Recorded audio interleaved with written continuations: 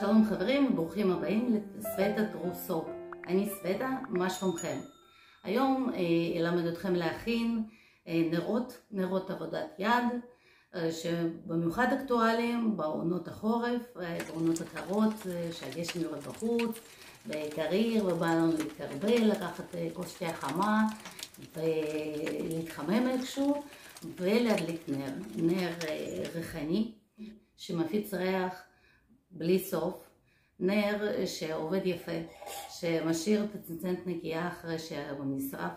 איך לבחור פתיל, איך לעבוד עם שעווה, איך לבחור צנצנת, איך לארוז את הנר ככה שבאריזה הכי פשוטה זה יראה אקסקלוסיבי. זה נר 360 מיליליטר פסיפלורה, אחד המבוקשים אצלי בחנות. אלמד אתכם איך להפוך את הנר למתנה רצויה ואקסקלוסיבית לכל עונות השנה, ובמיוחד לעונת החורף, לעונה הקרירה יותר. אז בואו נתחיל. אז מה יכול להיות צנצנת לנר? כלי לנר יכול להיות כל צנצנת עם מכסה או בלי מכסה שיש לכם בבית. אפילו קליפות של קוקוס או כלים של נרות שהיו בשימוש, לעשות בהם שימוש חוזר. מה שחשוב זה לבדוק שיהיה נוח להשתמש בנר תוך כדי זה שהוא עובד. תבדקו פשוט אם ההדלקה של הנר היא אפשרית, כמו בכלי הזה למשל, הוא ארוך וצר, ואיך שהנר יתקדם יהיה יותר ויותר קשה להדליק אותו. אז הצנצנת הזאת לא תתאים עם כל הצער שבדבר. איך יודעים כמה שעווה נכנס לתוך הנר? אני נוקטת בשיטה מאוד פרימיטיבית ופשוטה. אני שמה את הכלים ופשוט שוקלת את המים שנכנסים לתוך הכלי, וככה אני יודעת משקל של החומר שנכנס לתוך הכלי.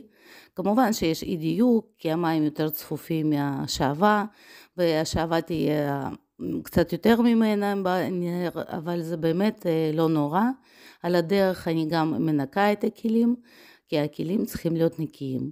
אם יש כלים שאני עושה להם שימוש חוזר, אני צריכה לנקות את השעווה שהייתה בתוך הנר, אני שמה מים חמים ורותחים, השעווה נמסה, נהיית רכה, וקל פשוט לגרד אותה ולשחרר את הפתיל שבפנים, ולנקות טוב טוב את הכלי, כי כמה שיותר נקי ככה יותר טוב. הנה תראו, פה אפילו השעווה לגמרי נמסה, ואני שופכת את המים, מנקה עם הנייר עד שהכלי חם, ושעוד שעווה חמים. לגבי הפתילים, יש כל מיני סוגים של פתילים. יש פתיל שהוא ממש כמו חוט, צריך לקבע אותו עם דבק חם או באיזושהי דרך אחרת, אחר כך למתוח אותו. אני פחות אוהבת את הפתילים האלה, אני אוהבת פתילים שיש להם בסיס, פתילים קשיחים. הפתילים הם שעווה עליהם, או שפתילים מעץ שגם להם יש בסיס ונוח להשתמש בהם מאוד. והם עושים אפקט של שריפה כזה בזמן השימוש. יש מדבקות מגוונות, כן? יש לינקים לכל הדברים, יש לכם מתחת לסרטון, שאיתם אפשר לקבע את הפתיל בצנצנת בתוך הכלי, בדיוק באמצע, במרכז, מאוד נוח לעבוד איתם. הקוטר של הכלי הוא אחראי על שטח פעיל של הנר שמפיץ את הריח. כמה שקוטר גדול יותר, ככה זה מתאים לחדר גדול יותר. ככה כשהקוטר קטן יותר זה לחדר קטן יותר או יותר דקורטיבי. אם אנחנו מדברים על זמן העבודה של הנר, זה העומק של הכלי. הנר בגובה של 6 סנטימטר הוא יעבוד 3 ימים, ו10 סנטימטר יעבוד כפול או אפילו כפול וחצי מזה. עכשיו אני לוקחת את הפתילים, פתילים אני בוחרת לפי הקוטר של הכלי ולפי סמיכות של שעווה. לשעוות סויה אפשר לקחת פתילים דקים יותר, כי שעוות סויה זה שעווה רכה. לשעוות דבורים היית לוקחת פתיל עבה יותר, כי זאת שעווה קשה וטמפרטורת המסה שלה גבוהה יותר. והכלים רחבים יותר אני אקח או 2 פתילים, כמו שבצלוחית זאת בצד ימין, או שלקליפת קוקוס אני אקח פתיל בצורת X מעץ, כי זה פתיל מאוד עוצמתי, והקוקוס, קליפת קוקוס היא שטוחה יחסית, אז אני צריכה משהו לא גבוה ועוצמתי. אז או 2-3 פתילים, או פתיל אחד עוצמתי. יכולים להכין כמה נרות ניסיון ולראות איך הפתילים שלכם עובדים עם השאבות שלכם. הנושא של הפתיל הוא חשוב, הנר צריך לעבוד יפה, לא לעשות טאנל, תעלה, והכלי צריך להישאר נקי עם התקדמות הנר, עם השרפה שלו. אני מכינה נרות סויה לנרות, סויה מיוחדת, שאבת סויה שהיא 464, סוף סוף יש לנו אותה בארץ, לינק לשאבה מתחת לסרטון. הבעיה של שאבת סויה בנרות שהיא לא נותנת מראה חלק, כן, אחרי המזיגה הנר לא חלק לגמרי, לכן אני משלבת את השאבת סויה עם שמן קוקוס, 80% סויה, 20% קוקוס. גדול זה יכול להיות כל חימה שיש לכם ביד, אני אוהבת קוקוס. אני לוקחת את השאבה וממיסה אותה בסיר כפול, בבן מרי. לא מספיק רק להמיס שאבה, כי נמיסה בטמפרטורה של 40 מעלות או משהו כזה. החשוב הוא זה לחמם את השאבה לטמפרטורה מעל 80 מעלות, להוסיף אז את השמן אתרי או תמצית ריח. כשמחממים את השאבה המולקולות שלה מתרחבות ויכולות להכיל בפנים את המולקולות של תמצית ריח או שמן אתרי, וככה אחר כך מתקררות, כמו שאתם רואים אני מחכה שהנר ירד בטמפרטורה ל-60 מעלות, ואז כשהנר מתקרר המולקולות של ריח הן נלכדות בין מולקולות של שאבה, וככה שאבה אחר כך משחררת את הריח לאורך זמן ארוך יותר, היא מתערבבת טוב יותר עם תמצית ריח, והנר ריחני יותר באופן כללי. אז כמו שאתם מבינים, זה לא רק להמיס את השאבה ולהוסיף ריח ואז למזוג לכלים. הפונקציה של טמפרטורה היא מאוד חשובה. מקבים את הפתיל באמצע, והנה אני עושה עכשיו הכל מההתחלה עם ריח אחר כבר, כי לקליפות קוקוס עשיתי קוקוס וניל.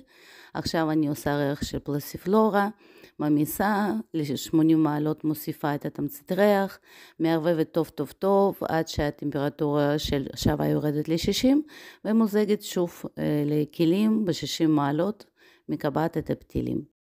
אחרי שהנרות מתקררים לגמרי, אני משחררת את הפתילים וגוזרת אותם לאורך הרצוי. האורך הרצוי זה 0.5 סנטימטר, לא יותר מזה, אחרת הפתיל נדלק חזק מדי והנר מתחיל לעבוד יותר מדי עוצמתי. אני מחליקה את השטח של הנר, כי בדרך כלל בזמן שמסדרים את הפתיל, הנר קצת נשבר, אז בשביל שהנר יהיה חלק ויראה טוב, יש לי מין פן כזה מיוחד, יכול להיות גם פן הרגיל כמובן, אצלי פשוט אין פן, אז אני עוברת על הנרות, מחליקה אותם וגוזרת את הפתילים, מתקנת אותם אם אני רוצה. כמובן שאפשר לעבור מהפן ולהחליק את הפנים של הנר מספר פעמים, אפילו אם מפעם ראשונה זה לא יצא חלק כמו שאתם רוצים, אפשר לעבור עוד פעם, כבר אין פה חוקים, העיקר שבסופו של דבר הנר יהיה חלק ויפה. אז איך אורזים את הנרות? נרות שהם בכלים ללא מכסה, אפשר לארוז בשקיות ניילון כאלה יפות, לקשור אותם עם איזשהו חבל או חוט או סרט, לעשות משהו יפה, להוסיף איזה פתקית יפה עם רשימה של מרכיבים, לתת לנר מראה אותנטי, כזה עבודת יד, אז פשוט יפה ואפקטיבי.